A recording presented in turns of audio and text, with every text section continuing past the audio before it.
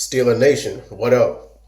This is just a quick video on this whole Le'Veon Bell situation going on with his contract and him with the whole franchise tag and him possibly not being a Pittsburgh Steeler next year.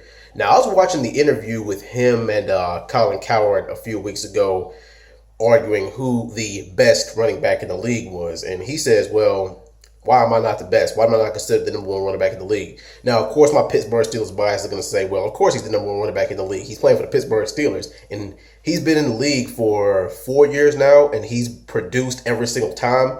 And then the argument came up as to whether or not he deserves the money he's asking for. I'm like, well, a lot of people's like, well, you're a football player. I mean, you make millions of dollars a year. Like, what more can you ask for?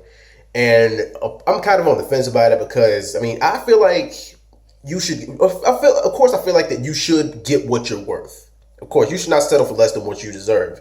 And the running back position is one of the toughest in the league, and especially when you're a dual threat like Le'Veon Bell, somebody who can a triple threat, somebody who can catch, somebody who can run, and somebody who can block. He is a certified playmaker. So, like I said, of course, you should be able to get what you're worth.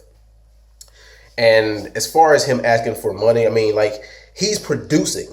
It would be different if he were asking for money out the ass and not producing the results. But of course, you know, like I said, he's producing. He's actually worth the money he's asking for.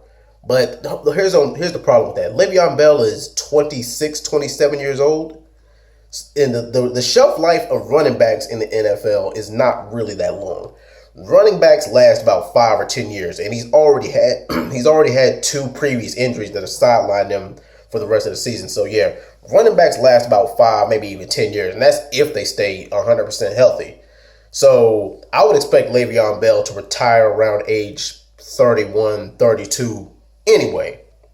But he's still under contract for the Pittsburgh Steelers, so he has to play out the rest of this year anyway, and he can opt out. I mean, he can choose to, at the end of the season, he'll probably be a free agent anyway, so he can choose to re-sign, or he can choose to go to another team who actually will pay him the money that he wants to pay.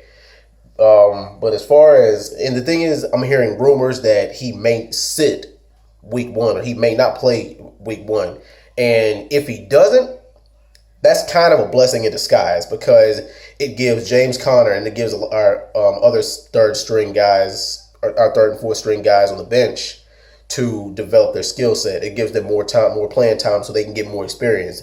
So on the off chance that Bell doesn't sign with us next year, it's like, hey, we've already got 2 more bullets in the chamber, so we don't really need it. And that's the thing.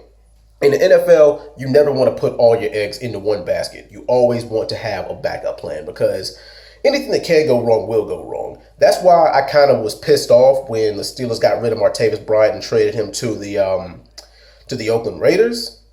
But now Martavis Bryant isn't even with them anymore because of off the field issues. And that's the thing, you know. It's hard to have a guaranteed contract if you're not a quarterback because of injuries, suspensions with, you know, performance-enhancing drugs or some things that happen with you off the field. I mean, it really is tough. So, I mean, if Le'Veon Bell gets the money he wants, more power to him because, regardless of where he is, I'm a fan of the Steeler Nation through and through. So, I'm going to be sad to see him go, but, you know, life in football, it does go on. And like I said, if it's one thing that the Steelers know how to do is draft good running backs, good linebackers, and good wide receivers. The only thing the Steelers really need help with is their secondary. We haven't had a good secondary since Troy Polamalu, Ike Taylor, and let's see who else, and Ryan Clark. That was the last time that the Steelers secondary was really phenomenal. But I mean, I'm really interested to see what he's gonna do because I mean, I had to make this video because of the Colin Cowherd interview and the announcement that he may not play the first week. But anyway, for all my Steelers fans and for all my football fans, what do you guys think about Le'Veon Bell's contract, where he stands right now, and, you know, whether he plays week 1 or not? Anyway, I'm out, guys. Thank you for watching. Peace.